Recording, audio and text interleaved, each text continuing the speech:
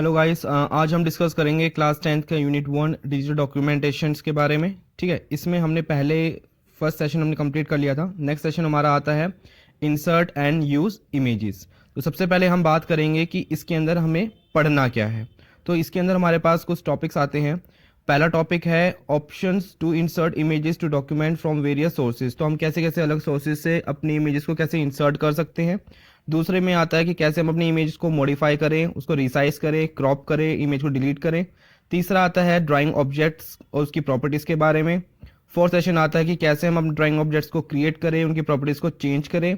और लास्ट में हम बात करेंगे कि कैसे अपने इमेज को हम रिसाइज कर सकते हैं, टेक्स्ट में पोजीशंस को दे सकते हैं। तो पहले हम बात करते हैं इंसर्ट एंड यूज़ इमेजेस के बारे में।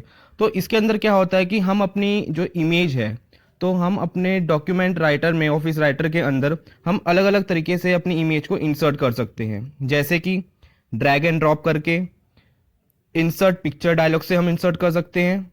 दूसरा आता है हम क्लिपबोर्ड से, एक क्लिपबोर्ड से दूसरे क्लिपबोर्ड में हम इंसर्ट कर सकते हैं। स्कैनर के थ्रू हम इंसर्ट कर सकते हैं और गैलरी के थ्रू हम इंसर्ट कर सकते हैं। तो बात करते हैं हम इस वीडियो में।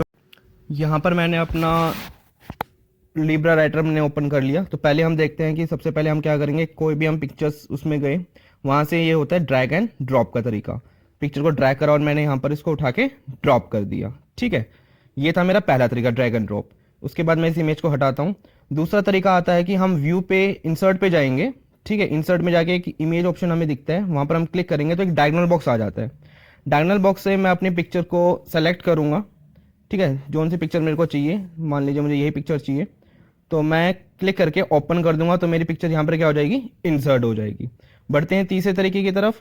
तीसरा तरीका मेरे पास आता है कि अगर मान लीजिए मुझे यहाँ पर जो मेरा बार जो दे रखा है ऊपर, ठीक है, स्टैंडर्ड बार जो मेरे को एक ऑप्शन क्रिएट किया हुआ है, यहाँ पर एक तरीके से इंसर्ट इमेज का ऑप्शन आता है। इस पर मैं क्लिक करूंगा तो फिर से एक डायगोनल बॉक्स ओपन करके आएगा। ठीक है, यहाँ से वही मैं अपना एक तरीके से इमेज को सिलेक्ट करूंगा। मैं अपनी इमेज को सिलेक्ट कर लेता हूँ। ठीक है, और यहाँ पर मैं उसको ओपन कर दूंगा तो यहाँ से भी मेरी इमेज इंसर्ट हो जाएगी। ठीक, ये मेरा तीसरा तरीका था। बढ़ते हैं अपने चौथे तरीके की तरफ। मान लीजिए मुझे एक क्लिपबोर्ड से दूसरे क्लिपबोर्ड पे करना है, तो उसके लिए मैं क्या करूँगा, क्लिक, अपनी इमेज पे पहले मैं क्लिक करूँगा। ये मैं लिख भी देता हूँ आपके लिए, क्लिक ऑन पिक्चर, और उसके बाद मैं उस पर क्या करूँगा, Ctrl+C को मैं प्रेस कर दूंगा। ठीक है, तो वहाँ से क्या होगा, मेरी जो इमेज है वो मेरी एक तरीके से कॉपी हो जाएगी। और मुझे किसी दूसरे डॉक्यूमेंट में उसको पेस्ट करना है तो सिंपल सी बात है, मैं एक दूसरे डॉक्यूमेंट में जाता हूँ। दूसरे डॉक्यूमेंट में जाने के बाद इस इमेज को हटा देता हूँ। ठीक है, तो यहाँ पर मैं करूँगा Ctrl+V, जो हमारी शॉर्टकट की होती है पेस्ट की। तो Ctrl+V मैं जैसे ही करूँगा मेरी इमेज यहाँ पर पेस्ट हो जाएगी। ठीक है, तो ये था यहाँ पर मेरा चौथा तरीका। आगे हम बात करेंगे कि कैसे हम अपनी इमेज को मॉडिफाई कर सकते हैं, रिसाइज कर सकते हैं, क्रॉप कर सकते हैं, रोटेट कर सकते हैं। देखते हैं।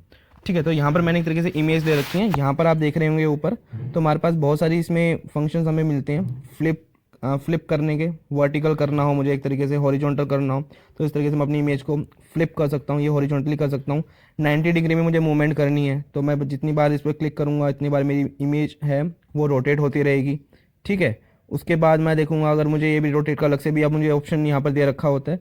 यहाँ पर मुझे अपनी इमेज को क्रॉप करना है तो क्रॉप पे मैं क्लिक करूँगा, तो जितनी इमेज मुझे एक तरीके से क्रॉप करनी है तो मैं उसके अकॉर्डिंग मैं अपनी इमेज को क्रॉप कर सकता हूँ। ये देखिए, जैसे मैं इसमें अपनी इमेज को क्रॉप कर रहा हूँ। ठीक है, तो ये मेरे पास एक क्रॉप की फैसिलिटी और मुझे प्रोवाइड होती है। फिर आता है एक तरीके रिसाइज करना। तो अगर मुझे अपनी फ़ोटो को लेना है तो आपको जस्ट कुछ नहीं करना, पिक्चर पे क्लिक करिए और अपनी जितनी अपनी इमेज है, जो आपको डॉट्स दिख रहे हैं कॉर्नर में, ठीक है, उन डॉट से अपनी इमेज को आप रिसाइज भी यहाँ से कर सकते हैं।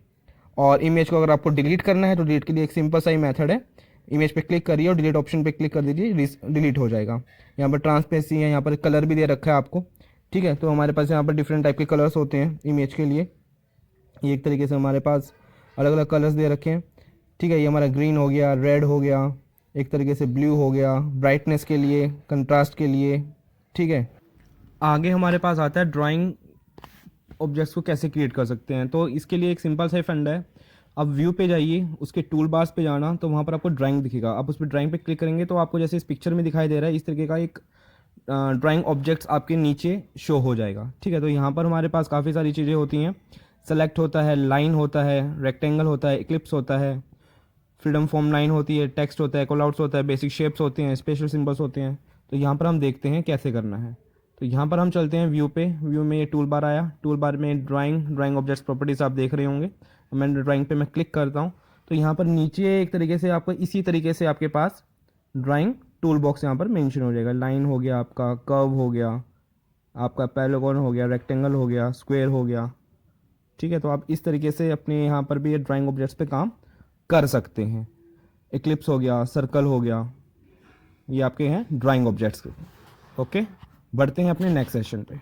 अब लास्ट में हम बात करेंगे कि जैसे हमारे जो ड्राइंग ऑब्जेक्ट्स की जो प्रॉपर्टीज़ हैं वो थोड़ी थोड़ी वर्क कैसे करती हैं।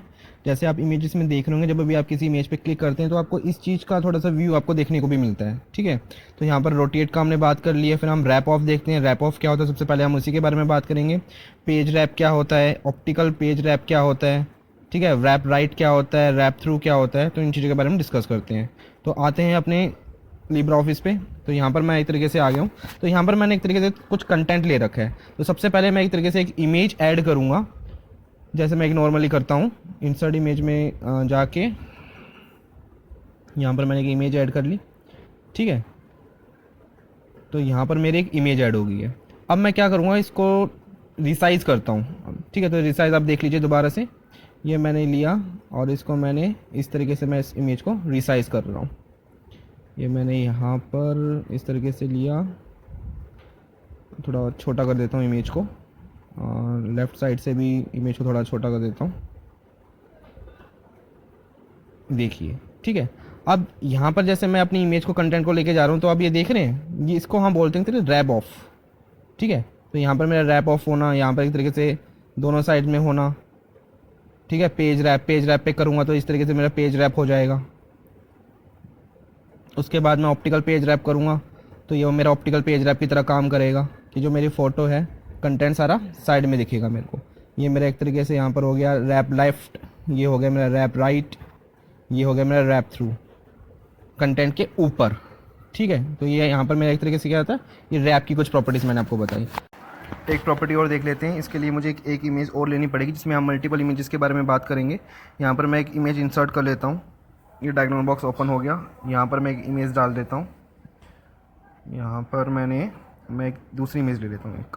ठीक है, यहाँ पर मैंने एक दूसरी इमेज ले ली, इसको साइड में कर देता हूँ। साइज़ इसका थोड़ा चेंज कर देता हूँ। वही आपको करना है, कॉर्नर से लेकर अपने अकॉर्डिंग आप साइज़ चेंज कर सकते हैं। यहाँ पर आपको मिलते हैं फॉरवर्ड 1, एक तरीके से आपकी फ़ोटो आगे आ जाएगी। बैक 1 करेंगे तो आपकी फ़ोटो पीछे चली जाएगी। तो ये भी एक तरीके से आपके काफ़ी अच्छी प्रॉपर्टी है इसके अंदर कि जब मल्टीपल इमेजेस हों तो आप इस तरीके से कर सकते हैं। और इमेजेस लेने में सबसे बढ़िया आप याद रखें, जब भी आपको नई इमेज इंसर्ट करें तो जो पहले वाली इमेज है उस पर आप क्लिक करें ना रखें, वहाँ से आप हटा के अपनी दूसरी इमेज इंसर्ट करें। ओके, इस सेशन में इतना ही। अगले सेशन में नई वीडियो में बात करेंगे। और अभी तक मेरा चैनल अगर आपने लाइक और सब्सक्राइब नहीं किया है तो मेरे चैनल को लाइक और सब्सक्राइब कर दीजिएगा। बाय।